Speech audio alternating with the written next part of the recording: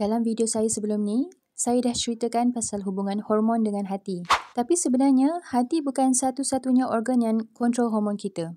Ramai yang tak tahu, buah pinggang dan kelenjar adrenal pun main peranan besar. Kalau hormon kita selalu ke laut, dua organ ini memang kena tengok sekali. Adrenal ni tempat badan hasilkan hormon stres. Kalau kita selalu letih, cepat cemas, tidur tak berkualiti, adrenal boleh jadi penat. Bila adrenal penat, kitaran hormon pun mula tak stabil. Period lari, mood swing, badan berat, energy drop. Buah pinggang pula bantu tapis darah dan buang lebihan hormon. Kalau dia overload, badan makin susah nak balance balik. Sebab tu, bila hormon tak stabil, kita tak boleh tengok rahim atau hati saja.